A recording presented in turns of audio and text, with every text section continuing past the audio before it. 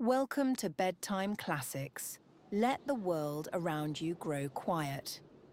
Tonight's story is The Fir Tree, a fairy tale by Hans Christian Andersen.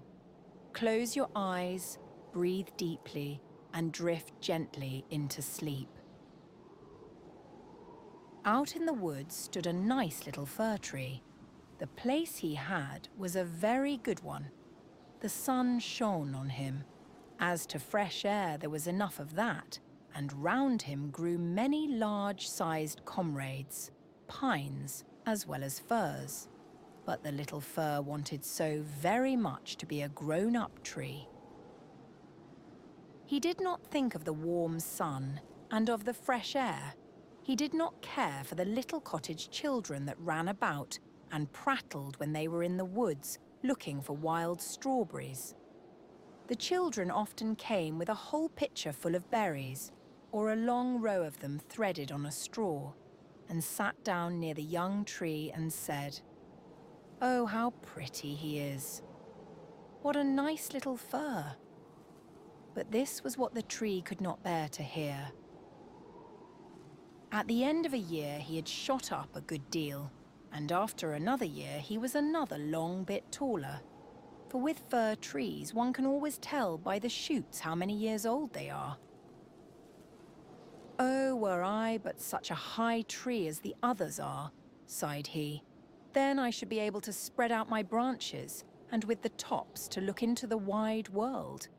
Then would the birds build nests among my branches, and when there was a breeze, I could bend with as much stateliness as the others." Neither the sunbeams, nor the birds, nor the red clouds which morning and evening sailed above him, gave the little tree any pleasure. In winter, when the snow lay glittering on the ground, a hare would often come leaping along and jump right over the little tree. Oh, that made him so angry. But 2 winters were past, and in the third the tree was so large that the hare was obliged to go round it. To grow and grow, to get older and be tall, thought the tree, that after all is the most delightful thing in the world. In autumn, the woodcutters always came and felled some of the largest trees. This happened every year, and the young fir tree, that had now grown to a very comely size, trembled at the sight, for the magnificent great trees fell to the earth with noise and cracking. The branches were lopped off, and the trees looked long and bare.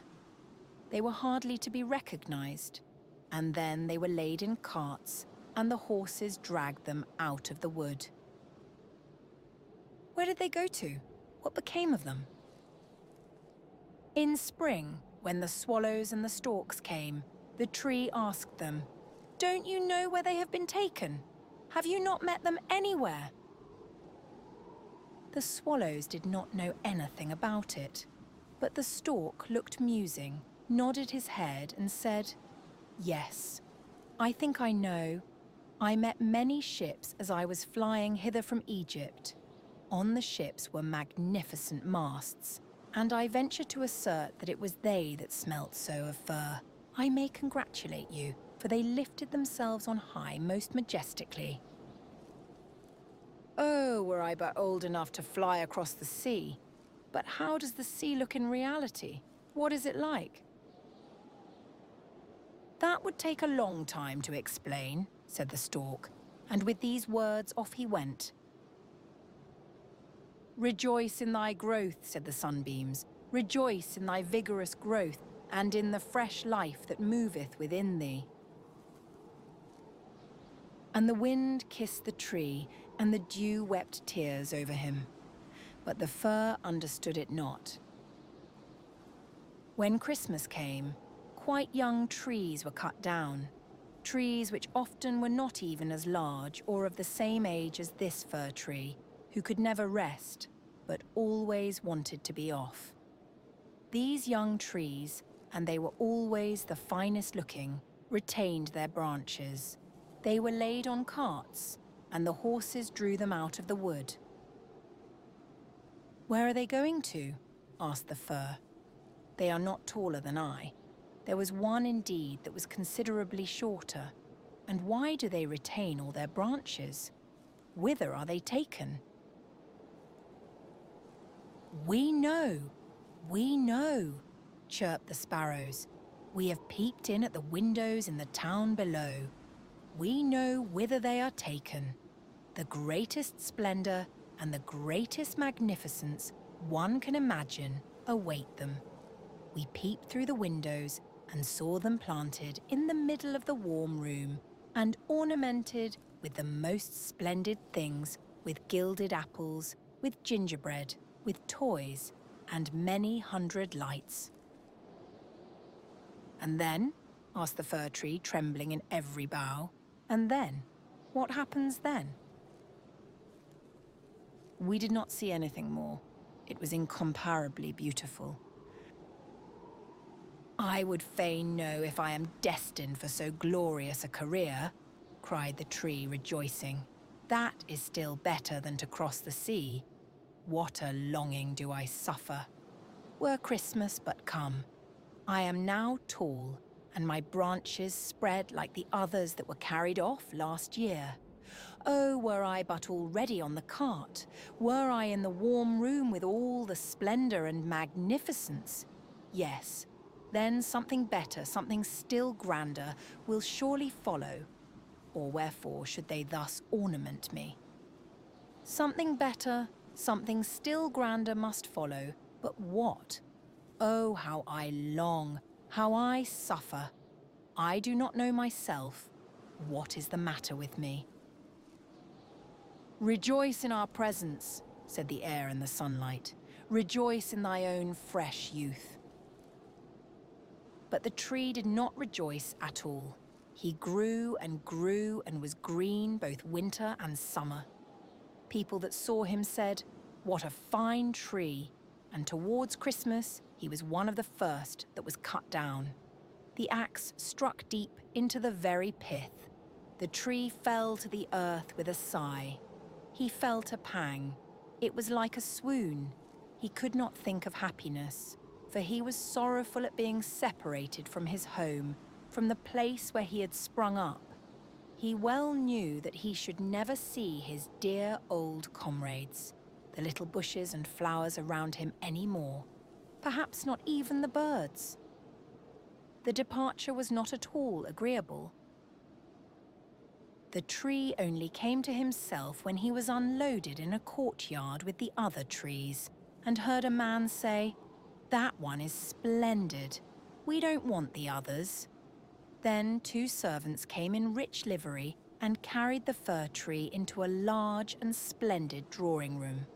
Portraits were hanging on the walls, and near the white porcelain stove stood 2 large Chinese vases with lions on the covers. There, too, were large easy chairs, silken sofas, large tables full of picture books, and full of toys worth hundreds and hundreds of crowns. At least the children said so. And the fir tree was stuck upright in a cask that was filled with sand, but no one could see that it was a cask, for green cloth was hung all round it, and it stood on a large gaily coloured carpet. Oh, how the tree quivered! What was to happen? The servants, as well as the young ladies, decorated it. On one branch there hung little nets cut out of coloured paper, and each net was filled with sugar plums. And among the other boughs, gilded apples and walnuts were suspended, looking as though they had grown there, and little blue and white tapers were placed among the leaves. Dolls that looked for all the world like men, the tree had never beheld such before, were seen among the foliage, and at the very top a large star of gold tinsel was fixed. It was really splendid, beyond description splendid. "This evening," they all said. "How it will shine this evening." "Oh," thought the tree, "if the evening were but come, if the tapers were but lighted, and then I wonder what will happen. Perhaps the other trees from the forest will come to look at me. Perhaps the sparrows will beat against the window panes. I wonder if I shall take root here, and winter and summer stand covered with ornaments. He knew very much about the matter, but he was so impatient that for sheer longing he got a pain in his back, and this with trees is the same thing as a headache with us. The candles were now lighted. What brightness! What splendor! The tree trembled so in every bough that one of the tapers set fire to the foliage. It blazed up famously. "Help! Help!" cried the young ladies, and they quickly put out the fire. Now the tree did not even dare tremble. What a state he was in! He was so uneasy lest he should lose something of his splendor that he was quite bewildered amidst the glare and brightness, when suddenly both folding doors opened and a troop of children rushed in as if they would upset the tree. The older persons followed quietly. The little ones stood quite still. But it was only for a moment. Then they shouted that the whole place re-echoed with their rejoicing. They danced round the tree, and one present after the other was pulled off. "What are they about?" thought the tree. "What is to happen now?" And the lights burned down to the very branches, and as they burned down, they were put out one after the other, and then the children had permission to plunder the tree. So they fell upon it with such violence that all its branches cracked. If it had not been fixed firmly in the ground, it would certainly have tumbled down. The children danced about with their beautiful playthings. No one looked at the tree except the old nurse, who peeped between the branches. But it was only to see if there was a fig or an apple left that had been forgotten. "A story! A story!" cried the children, drawing a little fat man towards the tree. He seated himself under it and said, "Now we are in the shade, and the tree can listen too, but I shall tell only one story. Now which will you have, that about Ivedy Avedy, or about Humpy Dumpy who tumbled downstairs and yet, after all, came to the throne and married the princess?" "Ivedy Avedy," cried some. "Humpy Dumpy," cried the others. There was such a bawling and screaming. The fir tree alone was silent, and he thought to himself, "Am I not to bawl with the rest? Am I to do nothing whatever?" For he was one of the company and had done what he had to do. And the man told about Humpy Dumpy that tumbled down, who notwithstanding came to the throne, and at last married the princess. And the children clapped their hands and cried, "Oh, go on, do go on." They wanted to hear about Ivedy Avedy too, but the little man only told them about Humpy Dumpy. The fir tree stood quite still and absorbed in thought. The birds in the wood had never related the like of this. Humpy Dumpy fell downstairs, and yet he married the princess. Yes, yes, that's the way of the world, thought the fir tree, and believed it all, because the man who told the story was so good-looking. Well, well, who knows? Perhaps I may fall downstairs too and get a princess as wife.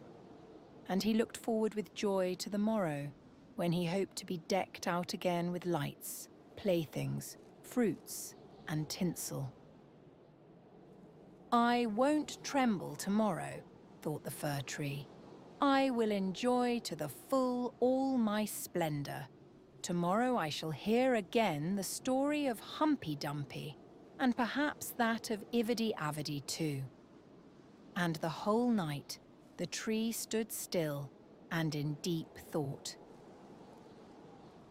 In the morning the servant and the housemaid came in. Now then, the splendor will begin again, thought the fir. But they dragged him out of the room and up the stairs into the loft, and here, in a dark corner where no daylight could enter, they left him. What's the meaning of this? Thought the tree. What am I to do here? What shall I hear now, I wonder? And he leaned against the wall, lost in reverie. Time enough had he too for his reflections, for days and nights passed on, and nobody came up. And when at last somebody did come, it was only to put some great trunks in a corner, out of the way. There stood the tree quite hidden. It seemed as if he had been entirely forgotten. "Ah, 'tis now winter out of doors," thought the tree. "The earth is hard and covered with snow. Men cannot plant me now, and therefore I have been put up here under shelter till the springtime comes. How thoughtful that is. How kind man is, after all. If it only were not so dark here, and so terribly lonely, not even a hare. And out in the woods it was so pleasant when the snow was on the ground and the hare leaped by. Yes, even when he jumped over me. But I did not like it then. It is really terribly lonely here." "Squeak! Squeak!" said a little mouse at the same moment, peeping out of his hole. And then another little one came. They snuffed about the fir tree and rustled among the branches. "It is dreadfully cold," said the mouse, "but for that it would be delightful here, old fir, wouldn't it?" "I am by no means old," said the fir tree. "There's many a one considerably older than I am." "Where do you come from?" asked the mice, "and what can you do?" They were so extremely curious. "Tell us about the most beautiful spot on the earth. Have you never been there? Were you never in the larder, where cheeses lie on the shelves and hams hang from above? Where one dances about on tallow candles, that place where one enters lean and comes out again fat and portly?" "I know no such place," said the tree, "but I know the wood, where the sun shines and where the little birds sing." And then he told all about his youth. And the little mice had never heard the like before, and they listened and said, "Well, to be sure, how much you have seen, how happy you must have been." "Aye," said the fir tree, thinking over what he had himself related. Yes, in reality, those were happy times. And then he told about Christmas Eve, when he was decked out with cakes and candles. "Oh," said the little mice, "how fortunate you have been, old fir tree." "I am by no means old," said he. "I came from the wood this winter. I am in my prime, and am only rather short for my age." "What delightful stories you know," said the mice. And the next night they came with 4 other little mice who were to hear what the tree recounted. And the more he related, the more he remembered himself, and it appeared as if those times had really been happy times. But they may still come, they may still come. Humpy Dumpy fell downstairs, and yet he got a princess. And he thought at the moment of a nice little birch tree growing out in the woods. To the fir, that would be a real charming princess. "Who is Humpy Dumpy?" asked the mice. So then the fir tree told the whole fairy tale, for he could remember every single word of it. And the little mice jumped for joy up to the very top of the tree. Next night 2 more mice came, and on Sunday 2 rats even. But they said the stories were not interesting, which vexed the little mice, and they too now began to think them not so very amusing either. "Do you know only one story?" asked the rats. "Only that one," answered the tree. "I heard it on my happiest evening, but I did not then know how happy I was." "It is a very stupid story. Don't you know one about bacon and tallow candles? Can't you tell any larder stories?" "No," said the tree. "Then goodbye," said the rats, and they went home. At last, the little mice stayed away also, and the tree sighed. After all, it was very pleasant when the sleek little mice sat round me and listened to what I told them. Now that too is over, but I will take good care to enjoy myself when I am brought out again. But when was that to be? Why, one morning there came a quantity of people and set to work in the loft. The trunks were moved, the tree was pulled out and thrown, rather hard it is true, down on the floor, but a man drew him towards the stairs where the daylight shone. Now a merry life will begin again, thought the tree. He felt the fresh air, the first sunbeam, and now he was out in the courtyard. All passed so quickly, there was so much going on around him, the tree quite forgot to look to himself. The court adjoined a garden, and all was in flower. The roses hung so fresh and odorous over the balustrade. The lindens were in blossom. The swallows flew by and said, "Kire vit, my husband is come." But it was not the fir tree that they meant. "Now then, I shall really enjoy life," said he exultingly, and spread out his branches. But, alas, they were all withered and yellow. It was in a corner that he lay, among weeds and nettles. The golden star of tinsel was still on the top of the tree and glittered in the sunshine. In the courtyard, some of the merry children were playing who had danced at Christmas round the fir tree and were so glad at the sight of him. One of the youngest ran and tore off the golden star. "Only look what is still on the ugly old Christmas tree," said he, trampling on the branches so that they all cracked beneath his feet. And the tree beheld all the beauty of the flowers and the freshness in the garden. He beheld himself and wished he had remained in his dark corner in the loft. He thought of his first youth in the wood, of the merry Christmas Eve, and of the little mice who had listened with so much pleasure to the story of Humpy Dumpy. "'Tis over, 'tis past," said the poor tree. "Had I but rejoiced when I had reason to do so, but now 'tis past, 'tis past." And the gardener's boy chopped the tree into small pieces. There was a whole heap lying there. The wood flamed up splendidly under the large brewing copper, and it sighed so deeply. Each sigh was like a shot. The boys played about in the court, and the youngest wore the gold star on his breast, which the tree had had on the happiest evening of his life. However, that was over now. The tree gone, the story at an end. All was over. Every tale must end at last. That was the fir tree. Sweet dreams.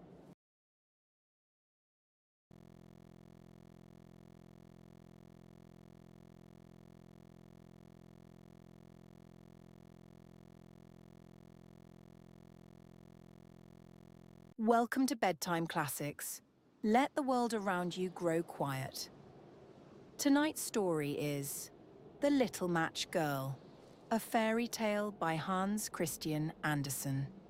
Close your eyes, breathe deeply, and drift gently into sleep. Most terribly cold it was. It snowed and was nearly quite dark, and evening, the last evening of the year. In this cold and darkness, there went along the street a poor little girl, bareheaded and with naked feet. When she left home, she had slippers on. It is true. But what was the good of that? They were very large slippers, which her mother had hitherto worn. So large were they, and the poor little thing lost them as she scuffled away across the street because of two carriages that rolled by dreadfully fast. One slipper was nowhere to be found. The other had been laid hold of by an urchin, and off he ran with it. He thought it would do capitally for a cradle when he, someday or other, should have children himself. So the little maiden walked on with her tiny naked feet that were quite red and blue from cold. She carried a quantity of matches in an old apron, and she held a bundle of them in her hand. Nobody had bought anything of her the whole livelong day. No one had given her a single farthing. She crept along, trembling with cold and hunger, a very picture of sorrow, the poor little thing. The flakes of snow covered her long fair hair, which fell in beautiful curls around her neck. But of that, of course, she never once now thought. From all the windows the candles were gleaming, and it smelt so deliciously of roast goose, for you know it was New Year's Eve. Yes, of that she thought. In a corner formed by two houses, of which one advanced more than the other, she seated herself down and cowered together. Her little feet she had drawn close up to her, but she grew colder and colder, and to go home she did not venture, for she had not sold any matches and could not bring a farthing of money. From her father she would certainly get blows, and at home it was cold too, for above her she had only the roof, through which the wind whistled, even though the largest cracks were stopped up with straw and rags. Her little hands were almost numbed with cold. Oh, a match might afford her a world of comfort, if she only dared take a single one out of the bundle, draw it against the wall and warm her fingers by it. She drew one out. Risht! How it blazed, how it burnt. It was a warm, bright flame like a candle as she held her hands over it. It was a wonderful light. It seemed really to the little maiden as though she was sitting before a large iron stove with burnished brass feet and a brass ornament at top. The fire burned with such blessed influence. It warmed so delightfully. The little girl had already stretched out her feet to warm them too, but the small flame went out, the stove vanished. She had only the remains of the burnt-out match in her hand. She rubbed another against the wall. It burned brightly, and where the light fell on the wall, there the wall became transparent like a veil, so that she could see into the room. On the table was spread a snow-white tablecloth. Upon it was a splendid porcelain service, and the roast goose was steaming famously with its stuffing of apple and dried plums. And what was still more capital to behold was the goose hopped down from the dish, reeled about on the floor with knife and fork in its breast, till it came up to the poor little girl, when the match went out, and nothing but the thick, cold, damp wall was left behind. She lighted another match. Now there she was, sitting under the most magnificent Christmas tree. It was still larger and more decorated than the one which she had seen through the glass door in the rich merchant's house. Thousands of lights were burning on the green branches, and gaily coloured pictures such as she had seen in the shop windows looked down upon her. The little maiden stretched out her hands towards them when the match went out. The lights of the Christmas tree rose higher and higher. She saw them now as stars in heaven. One fell down and formed a long trail of fire. "Someone is just dead," said the little girl, for her old grandmother, the only person who had loved her and who was now no more, had told her that when a star falls, a soul ascends to God. She drew another match against the wall. It was again light, and in the lustre there stood the old grandmother, so bright and radiant, so mild, and with such an expression of love. "Grandmother," cried the little one, "oh, take me with you. You go away when the match burns out. You vanish like the warm stove, like the delicious roast goose, and like the magnificent Christmas tree." and she rubbed the whole bundle of matches quickly against the wall, for she wanted to be quite sure of keeping her grandmother near her. And the matches gave such a brilliant light that it was brighter than at noonday. Never formerly had the grandmother been so beautiful and so tall. She took the little maiden on her arm, and both flew in brightness and in joy so high, so very high, and then above was neither cold, nor hunger, nor anxiety. They were with God. But in the corner, at the cold hour of dawn, sat the poor girl, with rosy cheeks and with a smiling mouth, leaning against the wall, frozen to death on the last evening of the old year. Stiff and stark sat the child there with her matches, of which one bundle had been burnt. She wanted to warm herself, people said. No one had the slightest suspicion of what beautiful things she had seen. No one even dreamed of the splendor in which, with her grandmother, she had entered on the joys of a new year. That was the little match girl. Sweet dreams.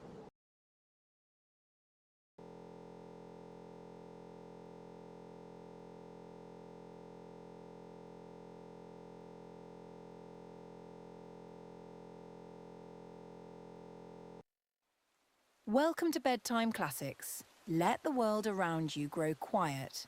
Tonight's story is The Real Princess, a fairy tale by Hans Christian Andersen. Close your eyes, breathe deeply, and drift gently into sleep. There was once a prince who wished to marry a princess, but then she must be a real princess. He travelled all over the world in hopes of finding such a lady, but there was always something wrong. Princesses he found in plenty, but whether they were real princesses, it was impossible for him to decide. For now one thing, now another, seemed to him not quite right about the ladies. At last he returned to his palace quite cast down, because he wished so much to have a real princess for his wife. One evening a fearful tempest arose. It thundered and lightened, and the rain poured down from the sky in torrents. Besides, it was as dark as pitch. All at once there was heard a violent knocking at the door, and the old king, the prince's father, went out himself to open it. It was a princess who was standing outside the door. What with the rain and the wind, she was in a sad condition. The water trickled down from her hair, and her clothes clung to her body. She said she was a real princess.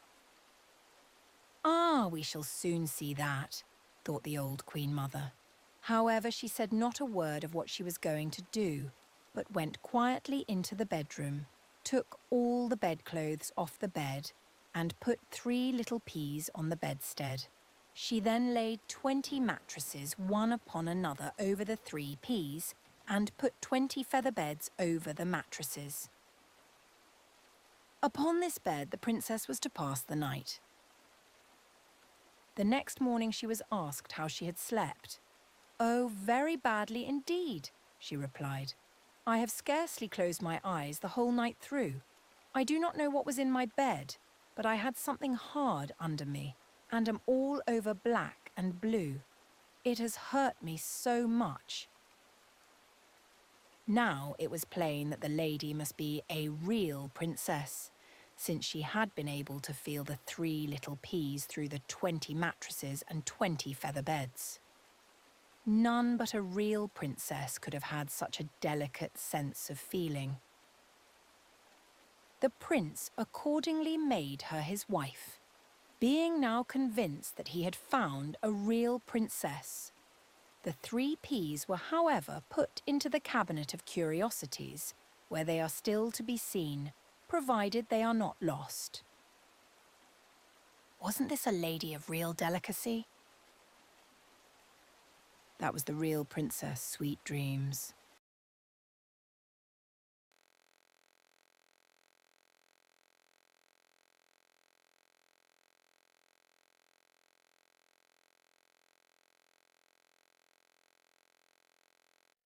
Welcome to Bedtime Classics. Let the world around you grow quiet. Tonight's story is The Red Shoes, a fairy tale by Hans Christian Andersen. Close your eyes, breathe deeply, and drift gently into sleep. There was once a little girl who was very pretty and delicate, but in summer she was forced to run about with bare feet. She was so poor, and in winter wear very large wooden shoes, which made her little insteps quite red, and that looked so dangerous. In the middle of the village lived old Dame Shoemaker. She sat and sewed together, as well as she could, a little pair of shoes out of old red strips of cloth. They were very clumsy, but it was a kind thought. They were meant for the little girl. The little girl was called Karen. On the very day her mother was buried, Karen received the red shoes and wore them for the first time. They were certainly not intended for mourning, but she had no others, and with stockingless feet, she followed the poor straw coffin in them. Suddenly, a large old carriage drove up, and a large old lady sat in it. She looked at the little girl, felt compassion for her, and then said to the clergyman, "Here, give me the little girl, I will adopt her." And Karen believed all this happened on account of the red shoes, but the old lady thought they were horrible, and they were burnt. But Karen herself was cleanly and nicely dressed. She must learn to read and sew, and people said she was a nice little thing. But the looking-glass said, "Thou art more than nice, thou art beautiful." Now the Queen once travelled through the land, and she had her little daughter with her. And this little daughter was a princess, and people streamed to the castle, and Karen was there also, and the little princess stood in her fine white dress in a window and let herself be stared at.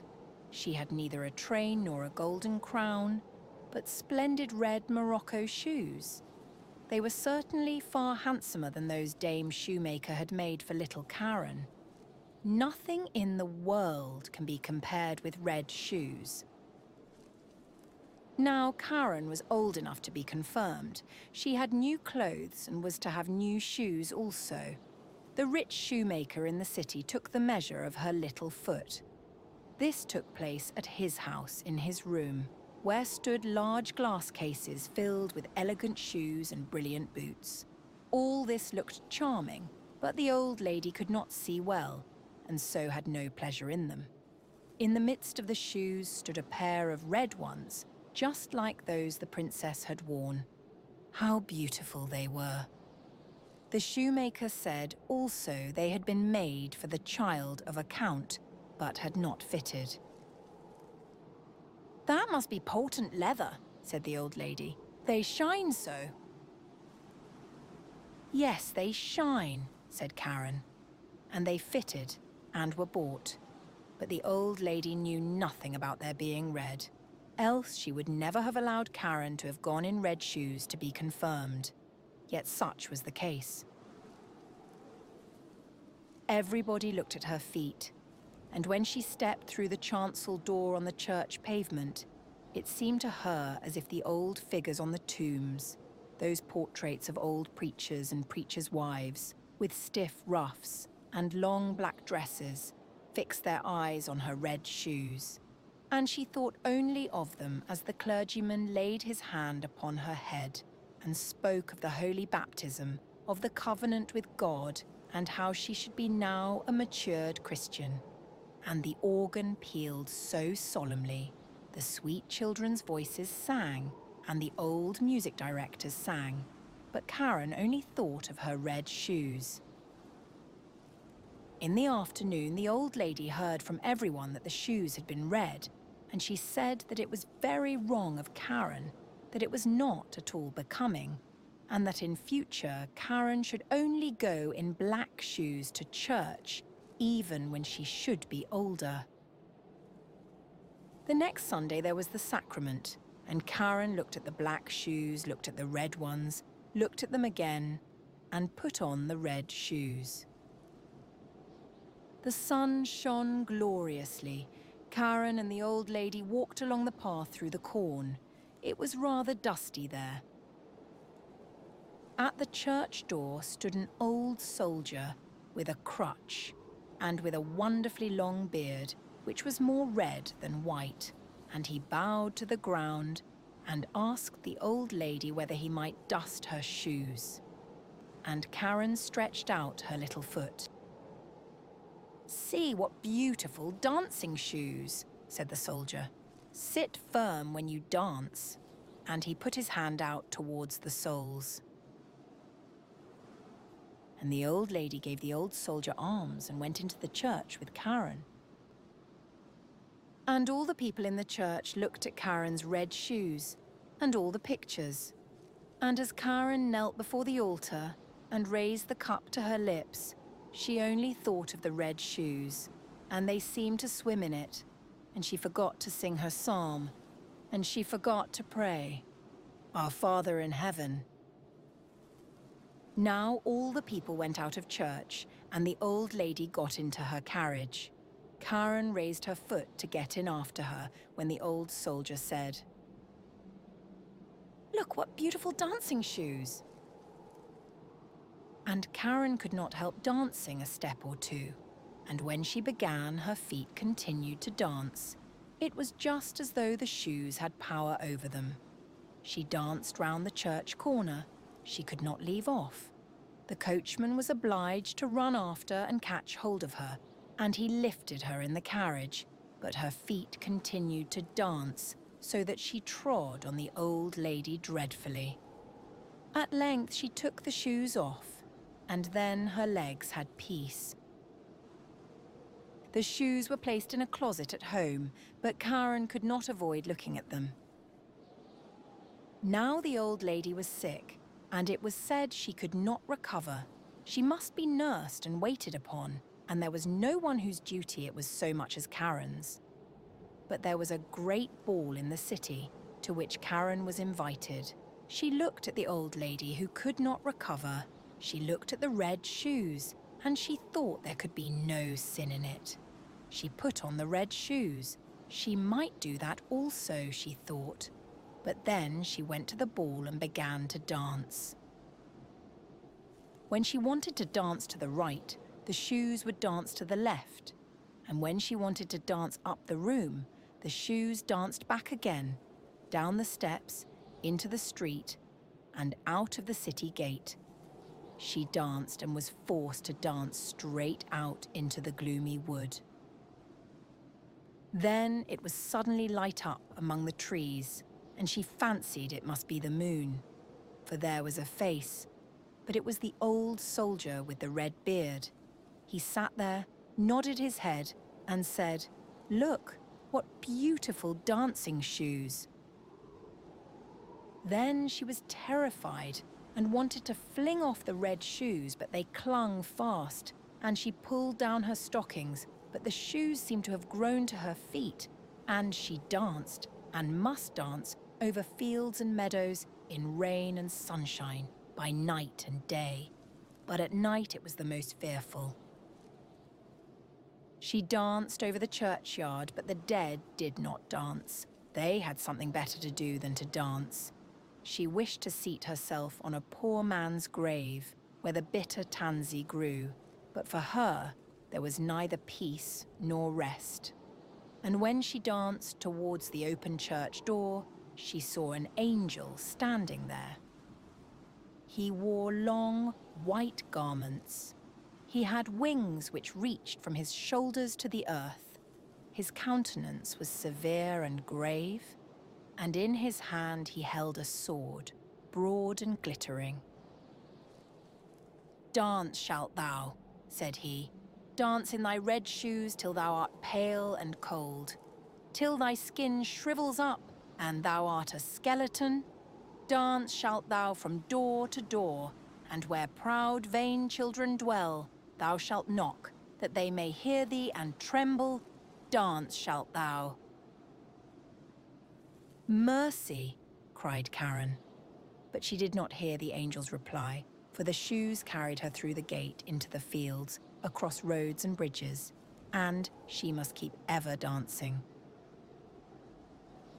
One morning she danced past a door which she well knew.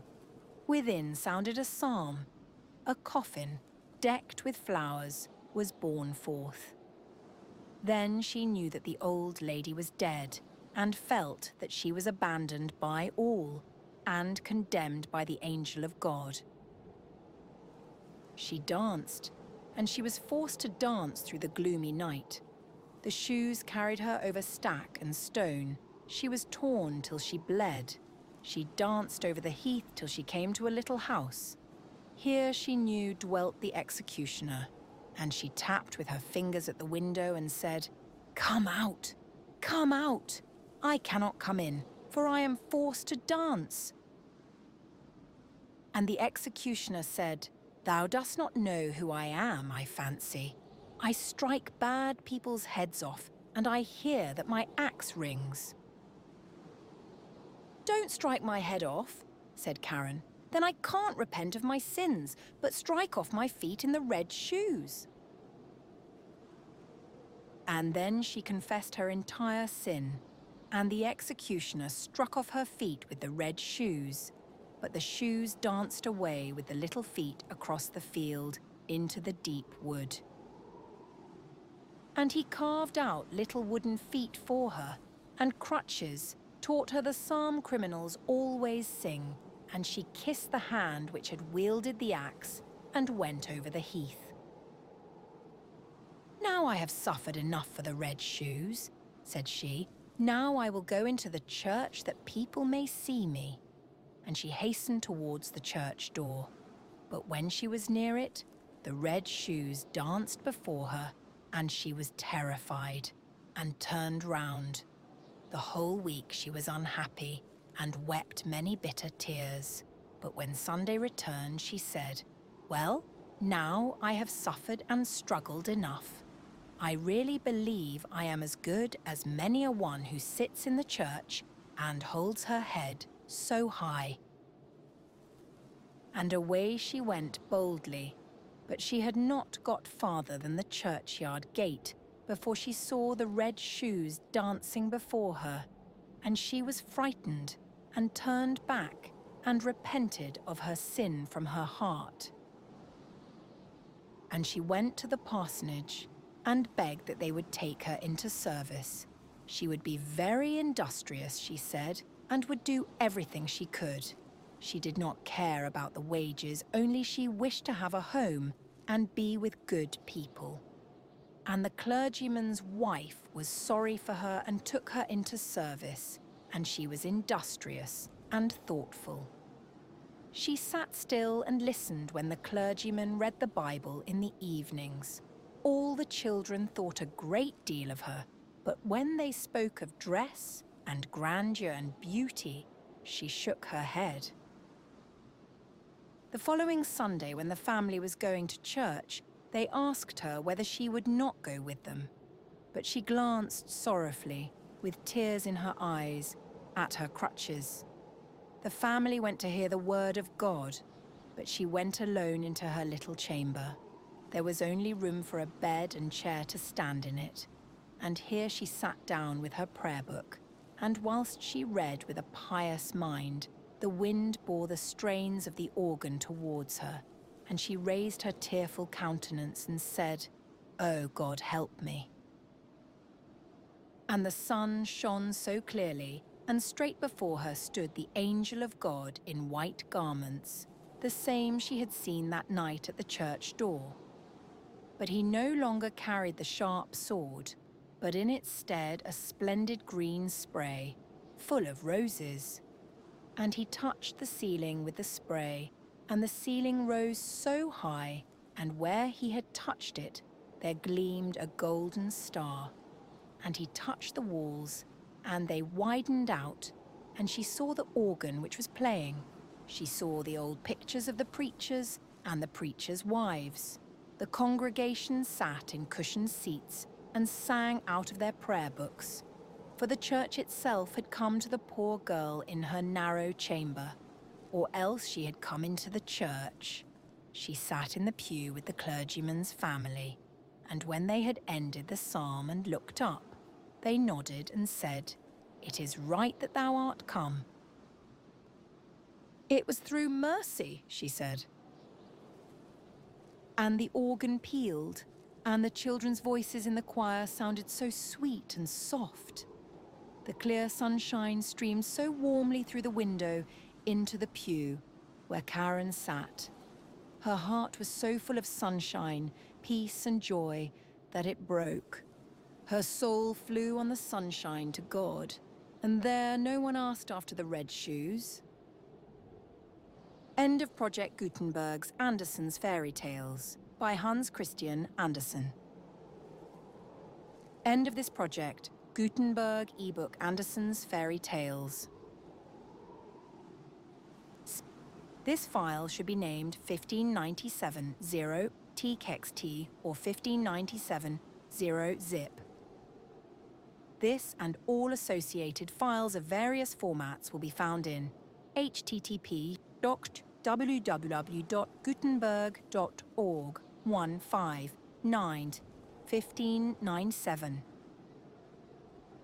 Produced by Diane Bean. Updated editions will replace the previous one. The old editions will be renamed.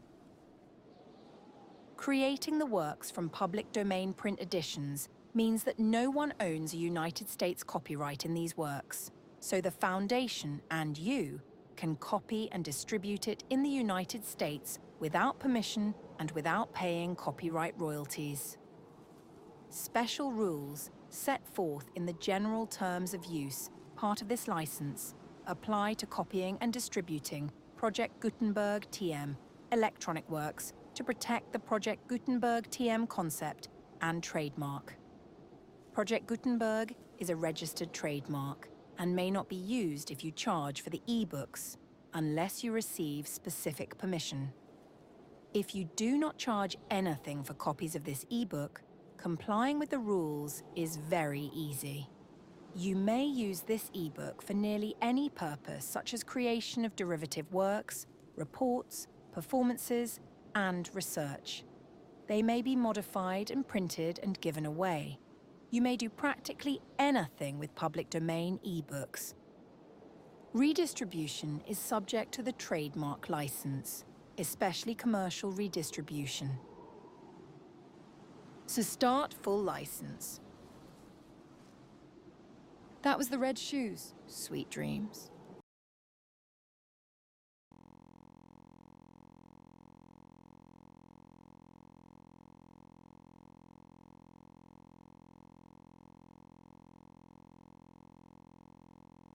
Welcome to Bedtime Classics. Let the world around you grow quiet. Tonight's story is The Shadow, a fairy tale by Hans Christian Andersen. Close your eyes, breathe deeply, and drift gently into sleep. It is in the hot lands that the sun burns. Sure enough, there the people become quite a mahogany brown. Aye, and in the hottest lands, they are burnt to Negroes. But now it was only to the hot lands that a learned man had come from the cold. There he thought that he could run about just as when at home, but he soon found out his mistake.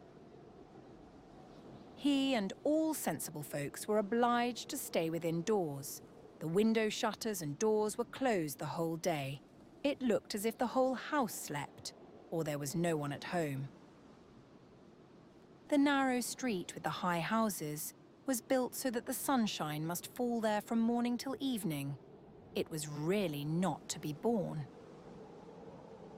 The learned man from the cold lands, he was a young man and seemed to be a clever man, sat in a glowing oven. It took effect on him.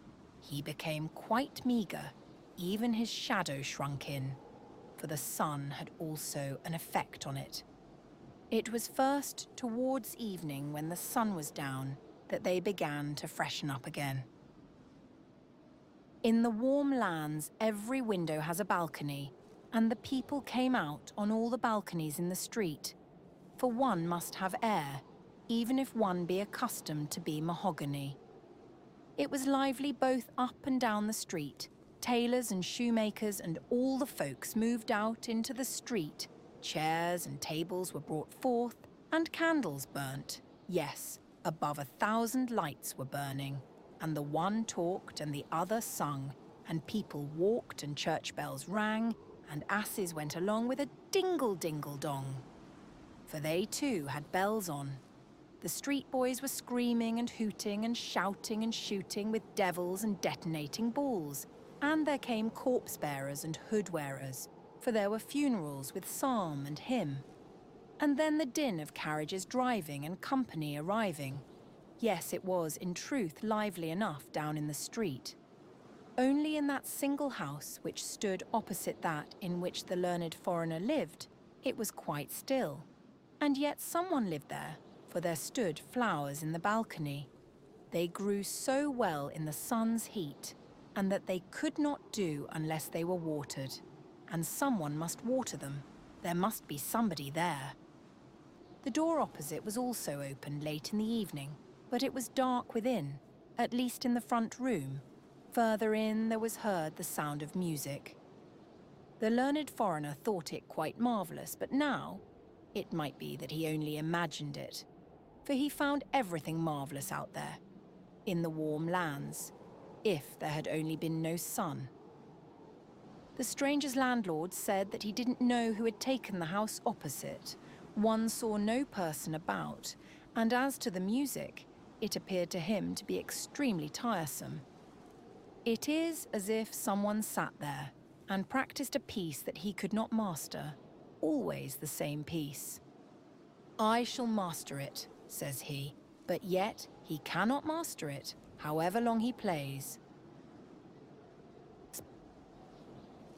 The word mahogany can be understood in Danish as having two meanings. In general, it means the reddish-brown wood itself, but in jest, it signifies excessively fine, which arose from an anecdote of Nyboder in Copenhagen, the seaman's quarter. A sailor's wife who was always proud and fine in her way came to her neighbour and complained that she had got a splinter in her finger. What of? Asked the neighbour's wife. It is a mahogany splinter, said the other. Mahogany? It cannot be less with you, exclaimed the woman. And thence the proverb, it is so mahogany, that is, so excessively fine, is derived. One night the stranger awoke. He slept with the doors of the balcony open, the curtain before it was raised by the wind, and he thought that a strange lustre came from the opposite neighbour's house. All the flowers shone like flames, in the most beautiful colours, and in the midst of the flowers stood a slender, graceful maiden. It was as if she also shone. The light really hurt his eyes. He now opened them quite wide. Yes, he was quite awake. With one spring, he was on the floor. He crept gently behind the curtain, but the maiden was gone. The flowers shone no longer, but there they stood, fresh and blooming as ever. The door was ajar, and far within the music sounded so soft and delightful one could really melt away in sweet thoughts from it. Yet it was like a piece of enchantment. And who lived there? Where was the actual entrance? The whole of the ground floor was a row of shops, and there people could not always be running through. One evening, the stranger sat out on the balcony. The light burnt in the room behind him, and thus it was quite natural that his shadow should fall on his opposite neighbour's wall. Yes, there it sat directly opposite, between the flowers on the balcony, and when the stranger moved, the shadow also moved, for that it always does. I think my shadow is the only living thing one sees over there, said the learned man. See how nicely it sits between the flowers. The door stands half open. Now the shadow should be cunning and go into the room, look about, and then come and tell me what it had seen. Come now, be useful and do me a service, said he in jest. Have the kindness to step in. Now, art thou going? And then he nodded to the shadow, and the shadow nodded again. Well then go, but don't stay away. The stranger rose, and his shadow on the opposite neighbour's balcony rose also. The stranger turned round, and the shadow also turned round. Yes, if anyone had paid particular attention to it, they would have seen, quite distinctly, that the shadow went in through the half-open balcony door of their opposite neighbour, just as the stranger went into his own room, and let the long curtain fall down after him. Next morning, the learned man went out to drink coffee and read the newspapers. "What is that?" said he as he came out into the sunshine. "I have no shadow. So then it has actually gone last night and not come again. It is really tiresome." This annoyed him. Not so much because the shadow was gone, but because he knew there was a story about a man without a shadow. It was known to everybody at home in the cold lands, and if the learned man now came there and told his story, they would say that he was imitating it and that he had no need to do. He would therefore not talk about it at all, and that was wisely thought. Peter Schlemihl, the shadowless man. In the evening he went out again on the balcony. He had placed the light directly behind him, for he knew that the shadow would always have its master for a screen, but he could not entice it. He made himself little, he made himself great, but no shadow came again. He said, "Hem, hem," but it was of no use. It was vexatious. But in the warm lands, everything grows so quickly, and after the lapse of 8 days, he observed, to his great joy, that a new shadow came in the sunshine. In the course of 3 weeks, he had a very fair shadow, which, when he set out for his home in the northern lands, grew more and more in the journey, so that at last it was so long and so large that it was more than sufficient. The learned man then came home, and he wrote books about what was true in the world, and about what was good and what was beautiful. And there passed days and years. Yes, many years passed away. One evening, as he was sitting in his room, there was a gentle knocking at the door. "Come in," said he, but no one came in, so he opened the door, and there stood before him such an extremely lean man that he felt quite strange. As to the rest, the man was very finely dressed. He must be a gentleman. "Whom have I the honour of speaking?" asked the learned man. "Yes, I thought as much," said the fine man. "I thought you would not know me. I have got so much body. I have even got flesh and clothes. You certainly never thought of seeing me so well off. Do you not know your old shadow? You certainly thought I should never more return.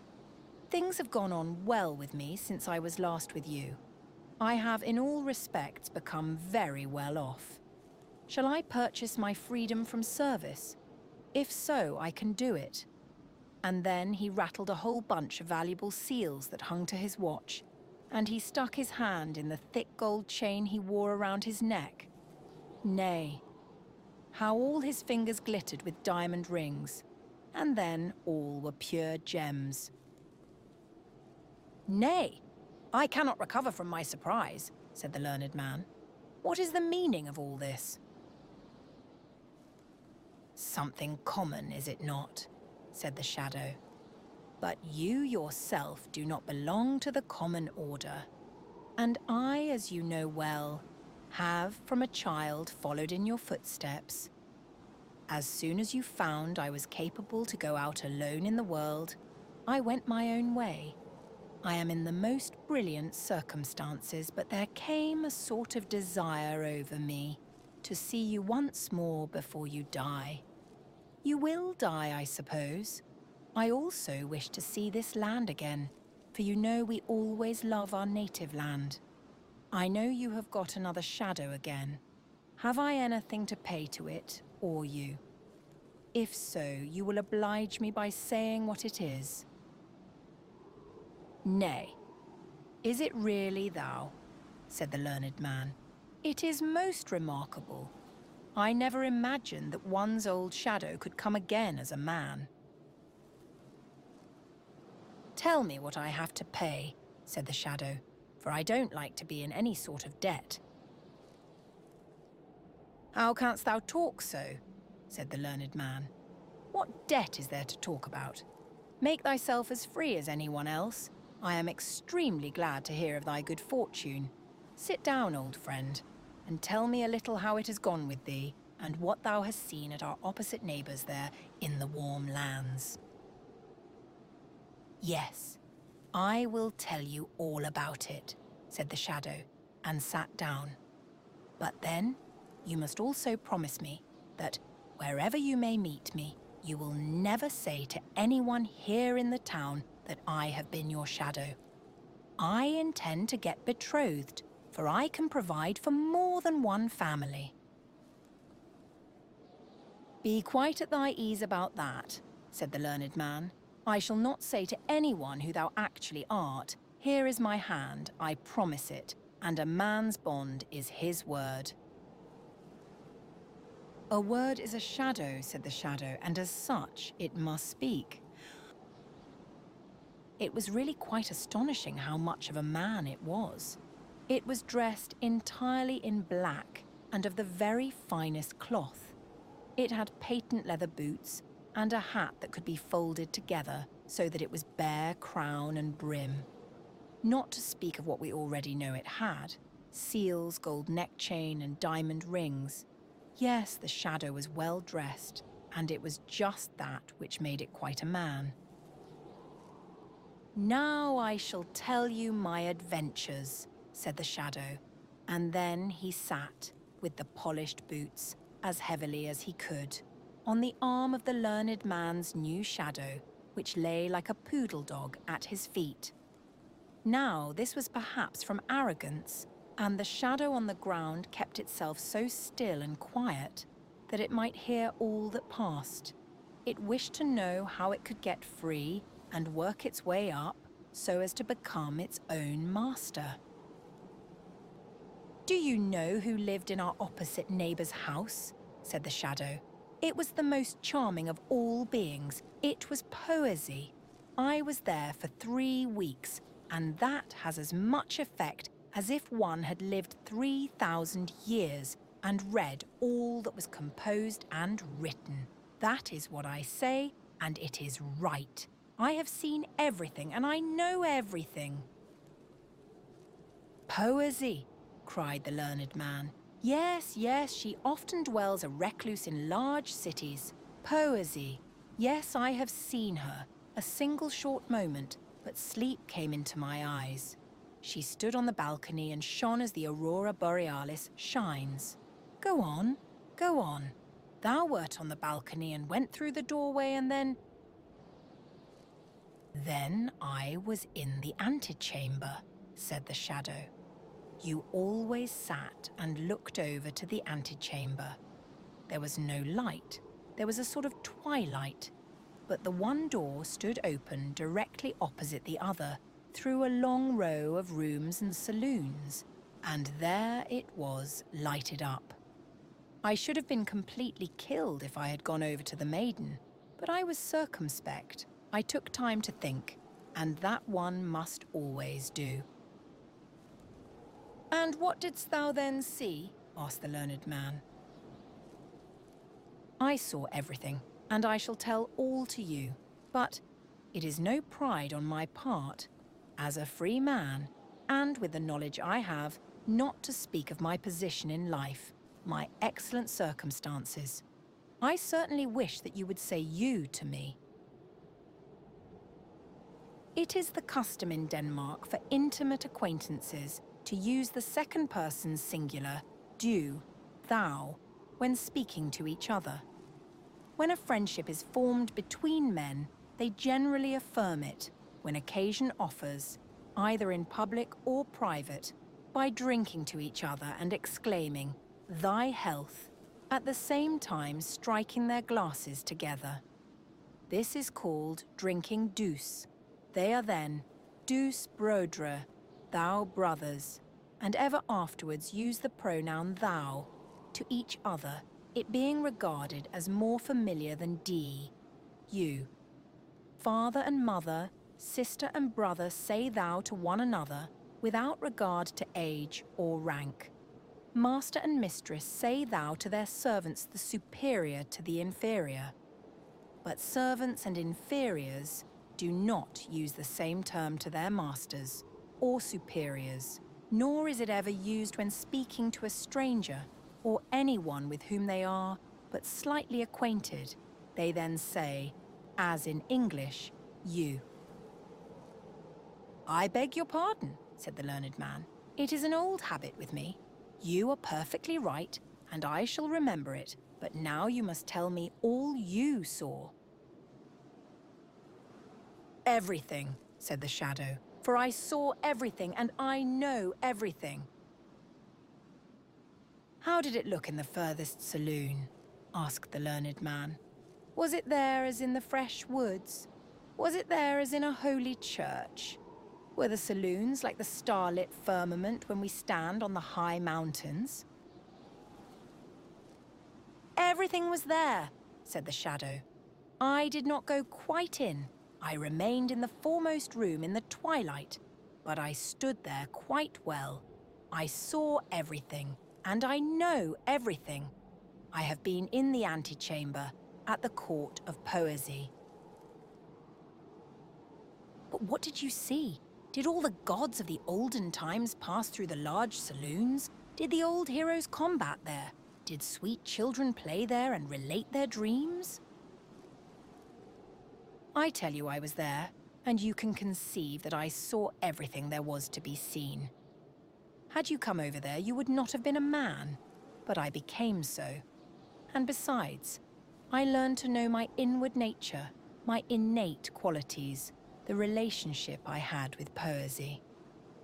At the time I was with you, I thought not of that, but always, you know it well, when the sun rose and when the sun went down, I became so strangely great.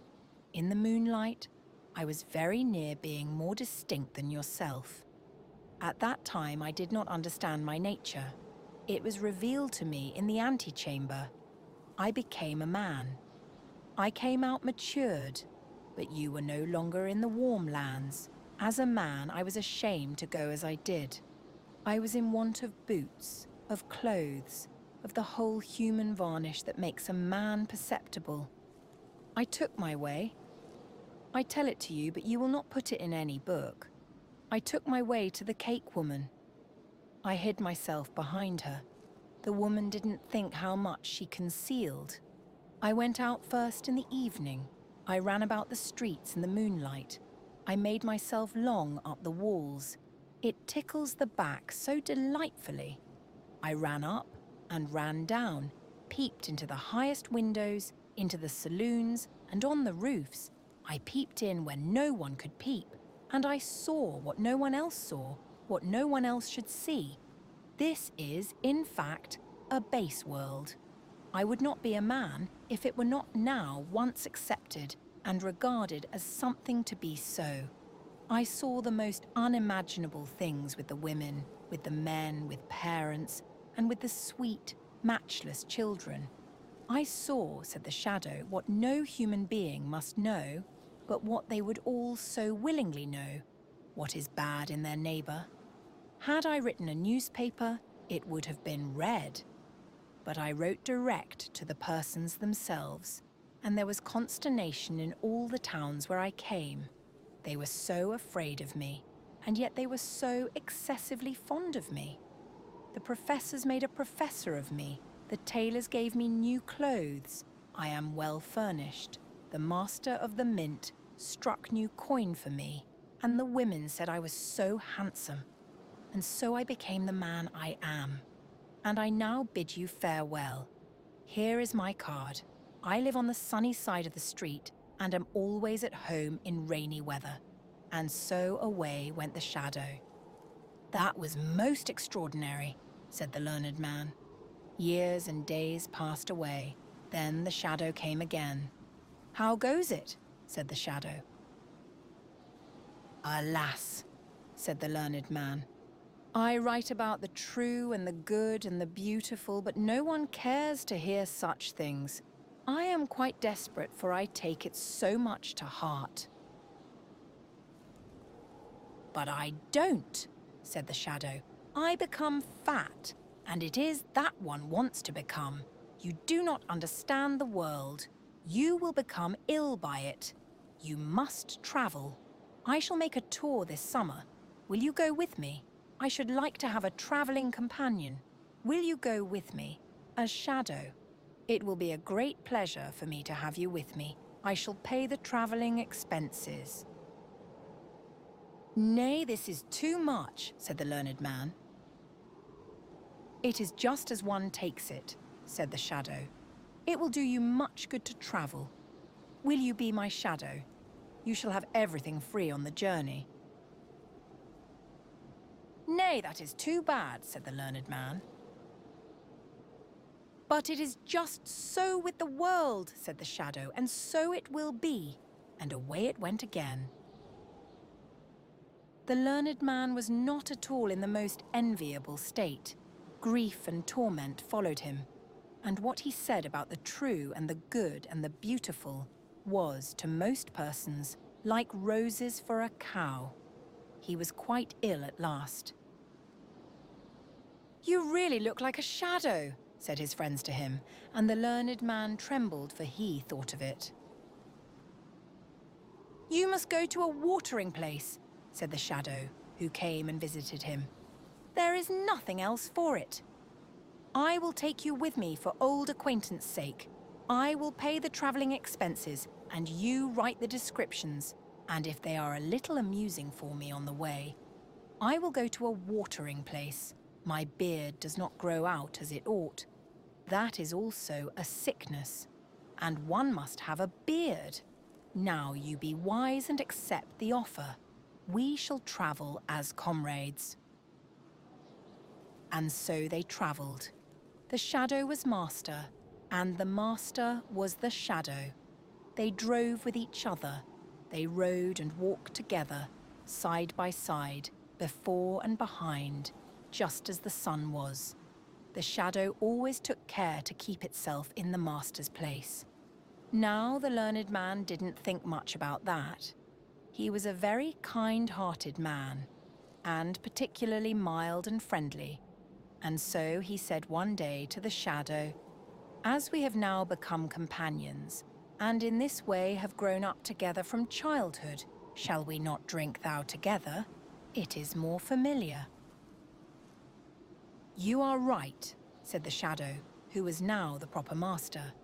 "It is said in a very straightforward and well-meant manner. You, as a learned man, certainly know how strange nature is. Some persons cannot bear to touch grey paper, or they become ill. Others shiver in every limb if one rub a pane of glass with a nail. I have just such a feeling on hearing you say thou to me. I feel myself as if pressed to the earth in my first situation with you. You see that it is a feeling, that it is not pride. I cannot allow you to say thou to me, but I will willingly say thou to you, so it is half done." So the shadow said thou to its former master. "This is rather too bad," thought he, "that I must say you and he say thou," but he was now obliged to put up with it. So they came to a watering place where there were many strangers, and amongst them was a princess who was troubled with seeing too well. And that was so alarming, She directly observed that the stranger who had just come was quite a different sort of person to all the others. He has come here in order to get his beard to grow, they say, but I see the real cause. He cannot cast a shadow. She had become inquisitive, and so she entered into conversation directly with the strange gentleman on their promenades. As the daughter of a king, she needed not to stand upon trifles, so she said, "Your complaint is that you cannot cast a shadow." "Your Royal Highness must be improving considerably," said the shadow. "I know your complaint is that you see too clearly, but it has decreased. You are cured. I just happen to have a very unusual shadow. Do you not see that person who always goes with me? Other persons have a common shadow, but I do not like what is common to all. We give our servants finer cloth for their livery than we ourselves use, and so I had my shadow trimmed up into a man. Yes, you see, I have even given him a shadow. It is somewhat expensive, but I like to have something for myself." "What?" thought the princess. "Should I really be cured? These baths are the first in the world. In our time, water has wonderful powers. But I shall not leave the place, for it now begins to be amusing here. I am extremely fond of that stranger. Would that his beard should not grow, for in that case he will leave us." In the evening, the princess and the shadow danced together in the large ballroom. She was light, but he was still lighter. She had never had such a partner in the dance. She told him from what land she came, and he knew that land. He had been there, but then she was not at home. He had peeped in at the window above and below. He had seen both the one and the other, and so he could answer the princess and make insinuations, so that she was quite astonished. He must be the wisest man in the whole world. She felt such respect for what he knew, so that when they again danced together she fell in love with him, and that the shadow could remark, for she almost pierced him through with her eyes. So they danced once more together, and she was about to declare herself, but she was discreet.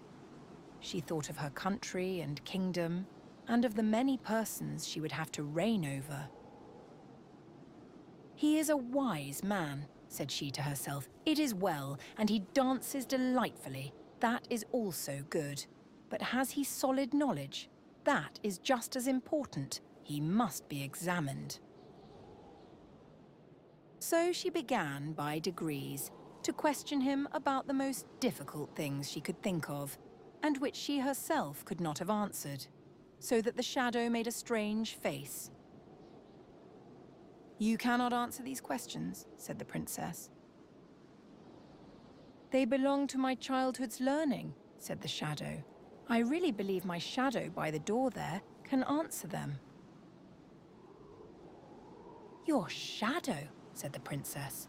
"That would indeed be marvelous."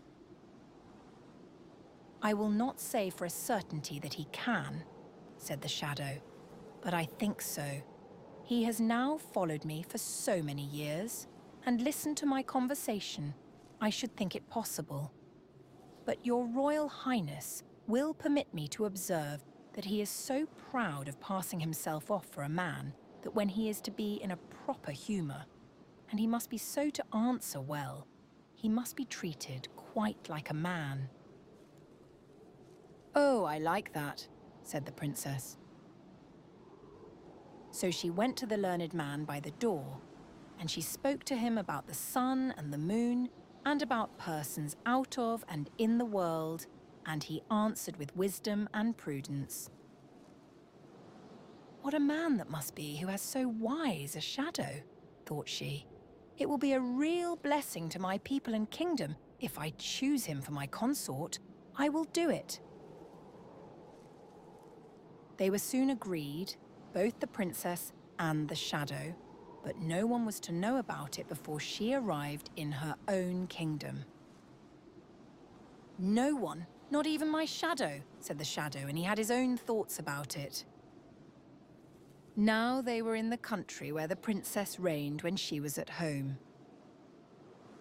Listen, my good friend, said the shadow to the learned man. I have now become as happy and mighty as anyone can be. I will, therefore, do something particular for thee. Thou shalt always live with me in the palace, drive with me in my royal carriage, and have £10,000 a year. But then thou must submit to be called Shadow by all and everyone. Thou must not say that thou hast ever been a man, and once a year when I sit on the balcony in the sunshine, thou must lie at my feet, as a shadow shall do.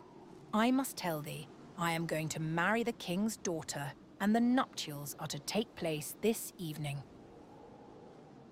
Nay, this is going too far, said the learned man. I will not have it. I will not do it. It is to deceive the whole country, and the princess too. I will tell everything, that I am a man, and that thou art a shadow. Thou art only dressed up. There is no one who will believe it, said the shadow. Be reasonable, or I will call the guard. I will go directly to the princess, said the learned man. But I will go first, said the shadow, and thou wilt go to prison. And that he was obliged to do, for the sentinels obeyed him, whom they knew the king's daughter was to marry. You tremble, said the princess, as the shadow came into her chamber. Has anything happened? You must not be unwell this evening, now that we are to have our nuptials celebrated. I have lived to see the most cruel thing that anyone can live to see, said the shadow. Only imagine. Yes, it is true. Such a poor shadow skull cannot bear much. Only think, my shadow has become mad. He thinks that he is a man, and that I now only think that I am his shadow. It is terrible, said the princess, but he is confined, is he not? That he is. I am afraid that he will never recover. Poor shadow, said the princess. He is very unfortunate. It would be a real work of charity to deliver him from the little life he has, and when I think properly over the matter, I am of opinion that it will be necessary to do away with him in all stillness. It is certainly hard, said the shadow, for he was a faithful servant. And then he gave a sort of sigh. You are a noble character, said the princess. The whole city was illuminated in the evening, and the cannons went off with a bum, bum, and the soldiers presented arms. That was a marriage. The princess and the shadow went out on the balcony to show themselves and get another hurrah. The learned man heard nothing of all this, for they had deprived him of life. That was the shadow. Sweet dreams.